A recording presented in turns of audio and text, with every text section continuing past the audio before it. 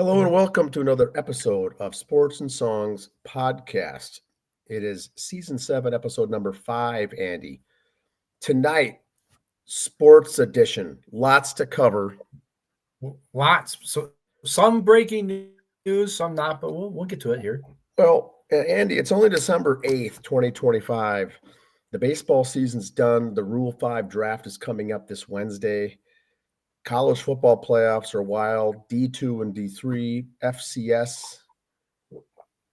Minnesota College volleyball. Vikings win by a shutout after losing by a shutout the week before. First time since 1992 that's happened. Fire away. Terrific question. On this day 3 years ago, 2022, which female WNBA player was released from the Russian prison in exchange for someone else? It's an easy answer, of course, but that was already 3 years ago, Andy.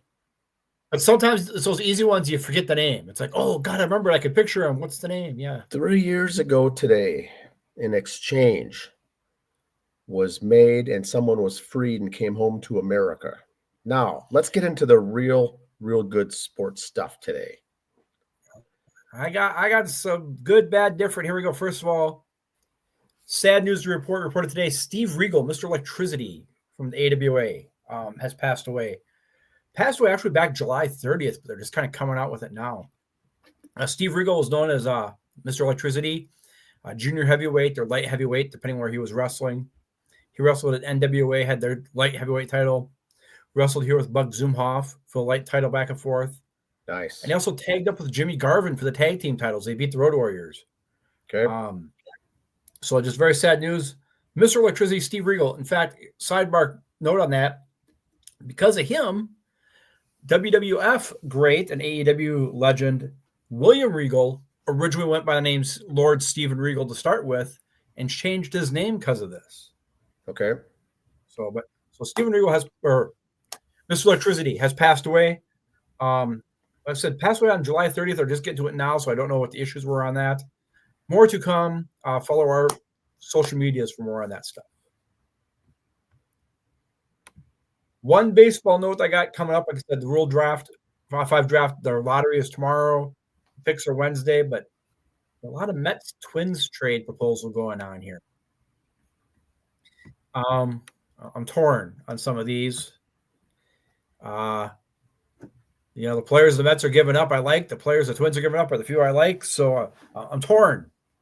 It's hard times, hard times. Yes. So be ready for my non-biased reports if the Twins Mets do make a trade. There's some guys, I like with the Mets, so I want to keep them with the Mets. That's my team, but if they're going to go somewhere, I'm okay going to the Twins and vice versa. I'll say on this trade right here, Joe Ryan to the Mets. I like Joe Ryan. New York media will kill him. He's too laid back, too small town, too small market. Big market will destroy him. But we'll see what happens. The Joe Ryan experience, they call it. Yes. Okay. Diving right in. I got no pictures for this. So you just got to stare at the Soapbox for a while. The Viking game yesterday. A couple things happened. This was almost going to be a grind my gears, but it was a Soapbox thing. So there's so many of them. I told the wife, I said, I think there's going to be a grind my gears episode tonight. It was a tough one. This logo came up before that one as I was going through them, so I went with this. 3 things. First of all, one interception that was thrown by the Commanders. Now, when the quarterback throws the interception or there's a fumble, defensive linemen, pardon my language here, get a big hard on because they could hit the quarterback now. Ooh, I could really pace the quarterback now. He's fair game. Okay, when the quarterback's throwing the interception and he's running down the field, he's not going to tackle anybody. He's just looking good like he's running after him. Well, the one moron for the Vikings goes and just clobbers him, drops him right on his arm, which quarterback came back a little early. He had an arm injury that's re-injured his arm. Okay. Not the fault of that. But here's what You were so excited you got to go pace the quarterback that a receiver caught up to your teammate who had intercepted the ball and tackled him to prevent the touchdown. If you had just kept up with the guy who made the interception, you could have made that block and got the touchdown. Yes. But you had your dick so hard to go hit the quarterback, you had to go do that. And that's what just blows me away. It's so good. Their focus is so elsewhere. I get to go hit the quarterback they can't now. See the big picture. No, he's not going to go after the man. He's just running down the field. Hopefully he'll get by the sidelines and he can push him out. That's what he's hoping for. Punter on a punt return. Yeah. Oh my God. And then two other ones happened. Is you're up 20-something to 24-0, whatever it was, in the fourth quarter, 4th and goal, and you go for it. Really? You have 4 wins. Washington has 3. What are you trying to prove here? It's not a divisional rivalry. You're trying to get most points for tiebreakers or something like that. Why? I don't. Yes, I'm the first one to say when you got your foot on their throat, you keep going. But it was 4th and goal. You're dominating. Just take the field goal. Just take the field goal. And they went for a 4th and inches again in the fourth quarter. Here's my thing. Yes, J.J. McCarthy, I suppose K-Fan was all over themselves today, making a mess. Okay, so McCarthy finally got things going right for him. He had a good game. Dotting I's, crossing T's, stars were aligned, whatever you want to say. In that fourth quarter when things were going right, that's when you put Max Brosmer in then. He just came off getting his teeth kicked in, throwing head first to the deep end. All right, your offense is clicking, defense is clicking, you're at home, everybody's happy. Put the hometown boy in the fourth quarter for a couple repetitions. Just so that last taste in his mouth isn't dirt from last week. Yeah. That's where I like the idea of the relief quarterback. You're up 31-0. Let him come in. Yes, McCarthy needed the game too, but you know what? So did Brosmer. He needed to come in and get that taste out of his mouth. Let me have a couple good series. It was a 3-and-out. He didn't get knocked on his backside or throw an interception or whatever else. Just let him get in and get a good feeling. Yeah, the Vikings topic did come up this weekend. We had a gathering, some people came over, and Vikings came up, and very overwhelming. What you said, Andy, is forget the regular season. People still don't know why J.J. McCarthy didn't get reps in the preseason. What were they saving him for something? Didn't want him to get hurt. He didn't know what he was doing in regular season game 1. He played like 10 snaps in the preseason. Yep. So this keeps coming up over and over. Yes, for a veteran quarterback, sit him. A new young quarterback, you gotta have him play the first half of all those games at least, maybe into the third or fourth quarter. I don't know, but he's got to get some reps now. Especially with only 3 preseason games now, not 4. Yeah. Now the Vikings from 2 weeks ago that couldn't do anything right. Right. How could this team look so completely different yesterday? Now, the offensive line, finally, everyone's healthy up front blocking, and this is what they need. This is why Brosmer looked bad. This is why McCarthy looked bad. This is why the running backs couldn't do anything all year. The offensive line is hurt. Now they're healthy, and I don't know if Washington was just that bad, but Vikings looked phenomenal. Yes. And versus they looked as good as they looked as bad the week before. Yeah, when you played a good team, a 10-11 win team in Seattle, then you played a 3-win team in your own house. So it's fun to watch. And for the Vikings fans, I don't know what what are they going to do? It's just such an up and down season. It was fun watching the 31-0, but boy, I would have had the last 2 series of just let Brosmer play, like you said. Yeah. He's got that bad taste in his mouth from that previous week. Boy. Yeah. Now, if he hadn't played yet this year, I'd be okay with McCarthy finishing the game. Yeah. But okay, here we go. Bad news.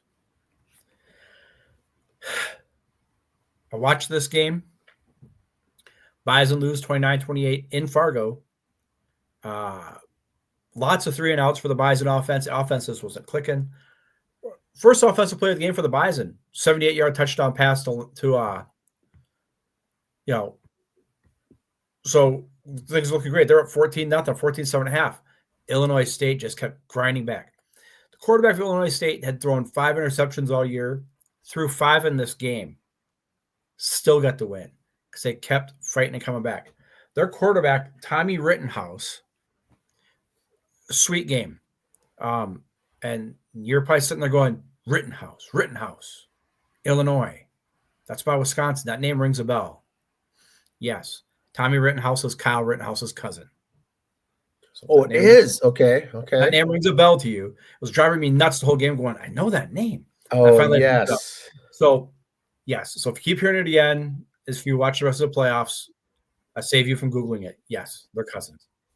But Tommy Rittenhouse has had a great game. He stayed focused. And what they did is so they tried to pass the ball. They're down 14-0. They're passing the ball. Interception, 5 of them. Well, let's run the ball then. And they did. And they ran it right down the Bison's throat. Bison, like I said, had more than a handful of 3-and-outs. Their offense just couldn't click. And then at the end, not making excuses, I'm spitting the facts. I'm spitting, as the kids say. Yes. Bison are back there.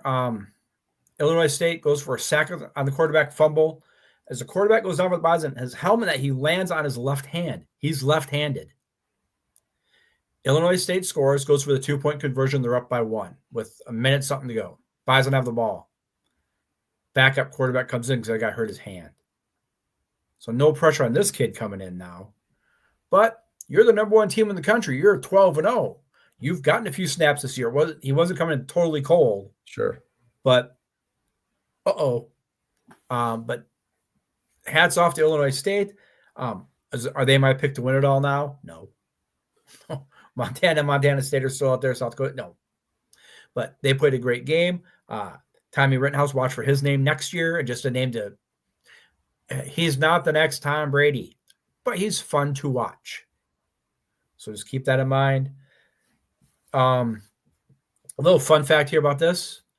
This is the first time since 2016 that either North Dakota State or South Dakota State will not be in the FCS championship game. Yeah, between those two teams with the dynasty combined. And granted, they played each other in some of them, but one of the two have always been in there since 2016. Yeah. And here's the brackets right now. So you got Illinois State and UC Davis in the upper bracket. Upper right is Montana State and SFA. Lower side, Villanova and Tarleton State, and South Dakota and Montana. The Tarleton State game was going to kind of scare me if the Bison had to play them in the semis, but that won't be an issue now. Villanova kind of marching through. They beat Lehigh 14-7, so Villanova kind of keep an eye on them. But again, Montana State, that's going to be the game in the semifinals. It's going to be fun to watch. Notre Dame. This is what grinds my gears. Oh, boy. And this has got a lot of people. I saw one meme today. I put it up right before the show, so I didn't have time to move it over here. Pastors, you might want to turn this down for a second. Yes. It said, it was a picture of Notre Dame, their logo. It said, I didn't think Catholics pulled out. Oh, my God. Meme of the year. All right. Now, there was a list of 10 teams that have pulled out of bowl games, including Notre Dame. Now, let me go over this list and just defend some of these teams. Because first of all, there's how many bowl games? We said there's like 30 some of them. Kansas State pulled out. They finished the year 6-6 and were bowl eligible, but their coach is retiring. So they just said, nope, we're not doing the bowl game. Coach is retired. We're not going to. Coach Klein, former Bison coach, is going to take his place. But still, you're doing the new thing. Yeah. The Big 12 conference is finding them $500,000 for pulling out. So my question is, in a situation Iowa State like that, 8-4. It shows that they are charged or fined $500,000 by the Big 12. Notre Dame, they're backing out. Their conference. Oh wait,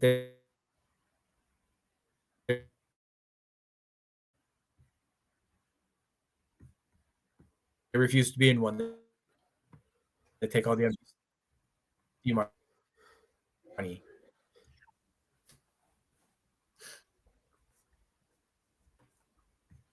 Are there?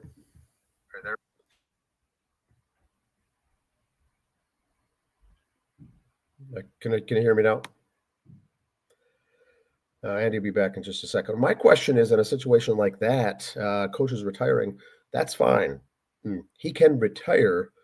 The next guy, the next assistant, whatever, could come up and they can let him make him the interim head coach for a game like that.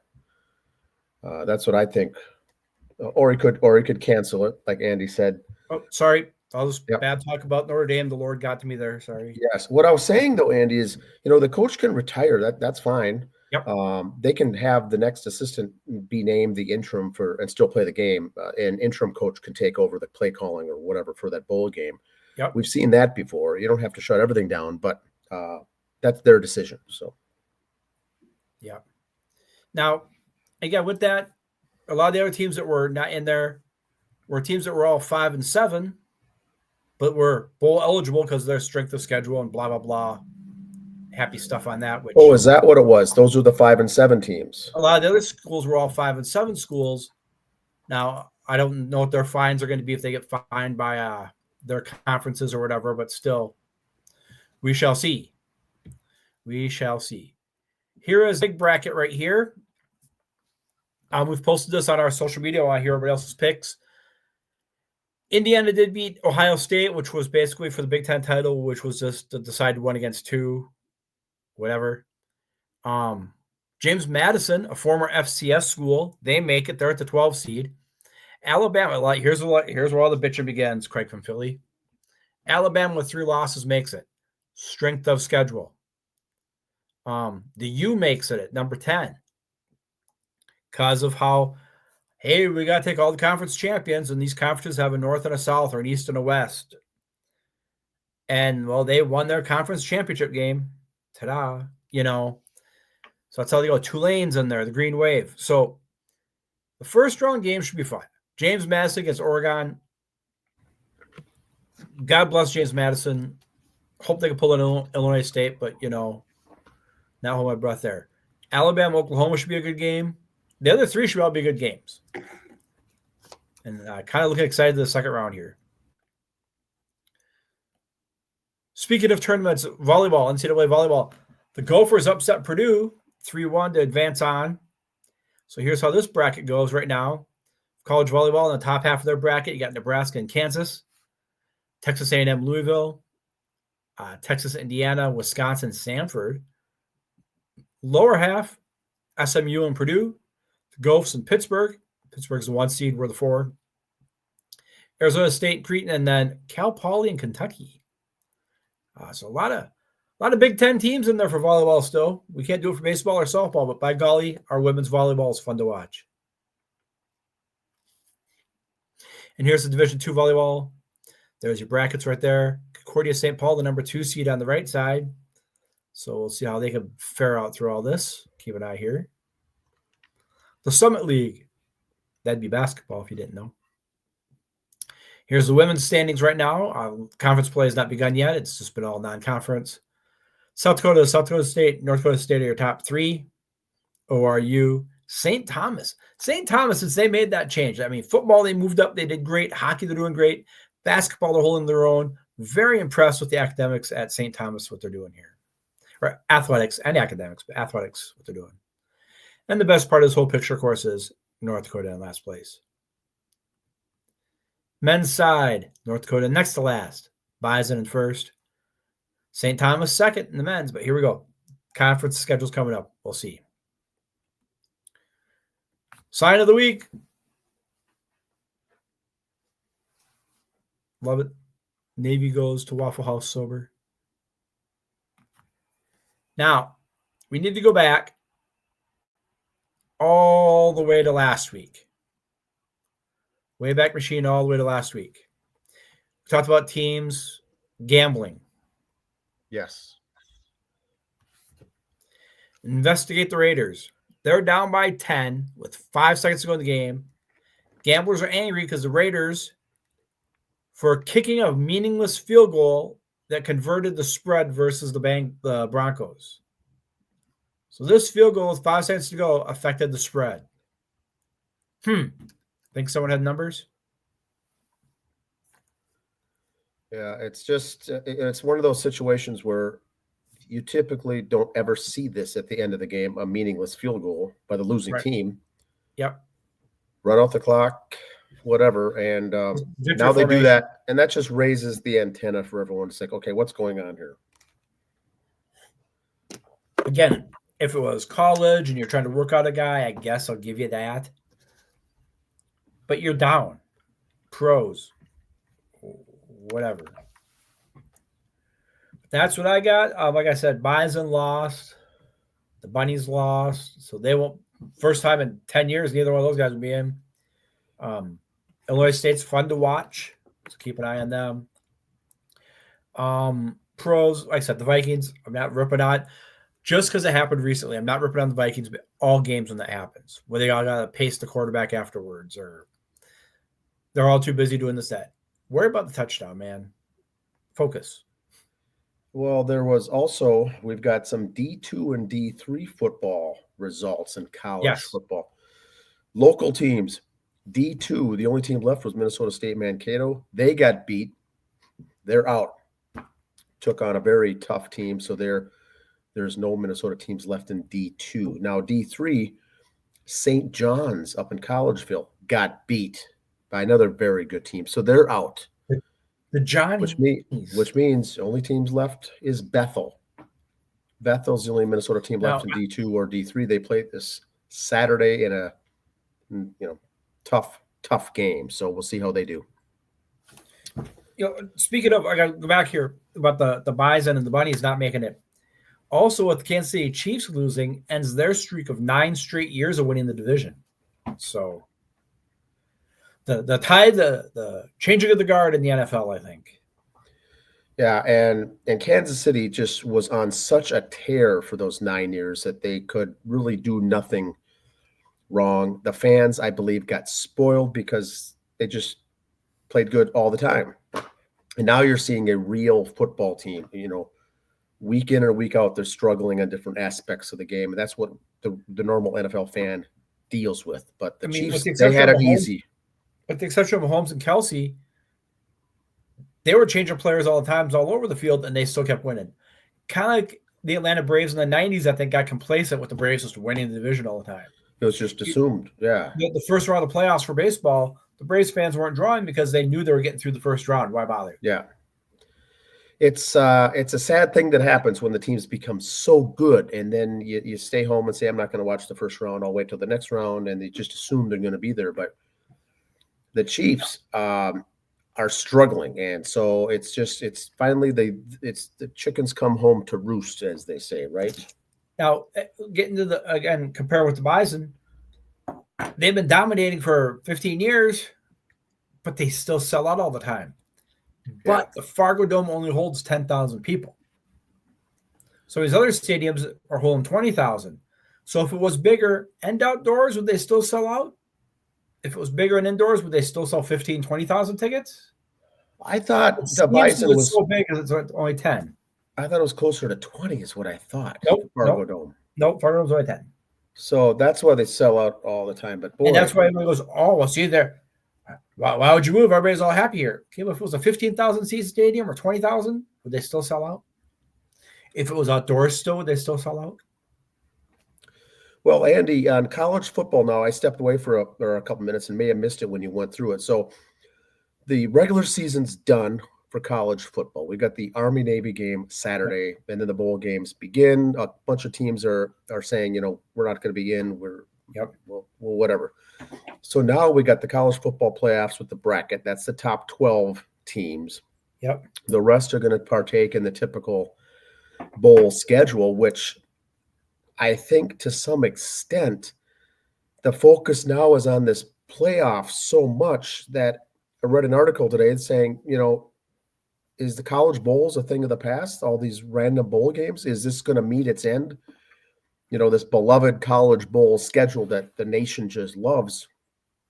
who would have thought that by flipping over this 12-team playoff, that it could spell the demise of the regular, as an indirect consequence. It wasn't, directly related, but that maybe that goes bye-bye. Teams don't care.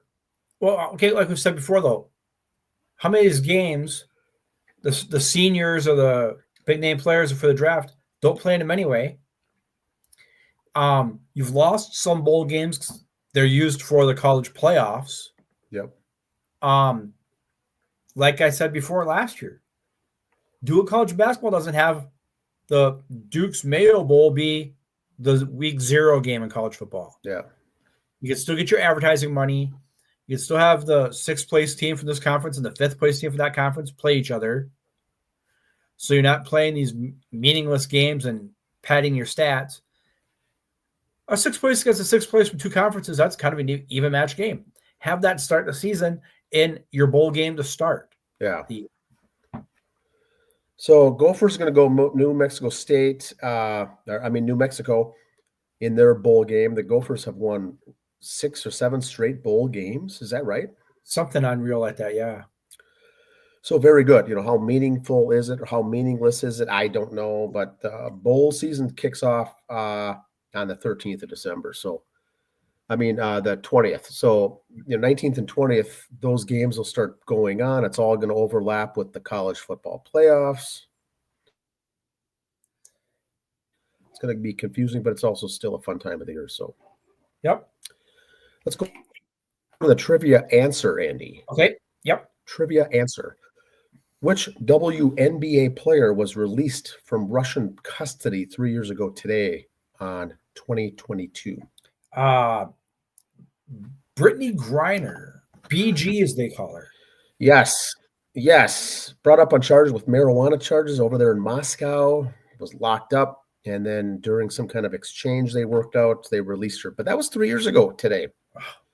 Big news, big headlines, a very strange ordeal from top to bottom. Right. But that was 3 years ago today. Brittany Griner was released and came back to the United States. That's the trivia answer, for what it's worth. For what it's worth.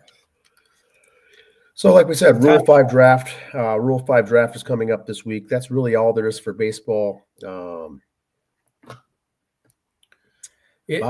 don't follow different things on Facebook. There's so many. Everybody's assigning these players or soon to sign, and 4 days later, nothing happens. Lots of clickbait out there. Just be careful what you click on.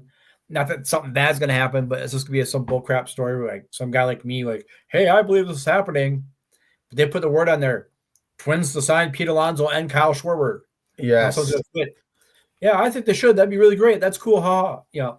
So be careful. This time of year, they're looking for clicks. They're putting out, for the most part, some wild stories for people to click on, and that's what they do in the off season. There's not much else going on, so they got to get their readership and get engagement. So those are kind of the stories like that.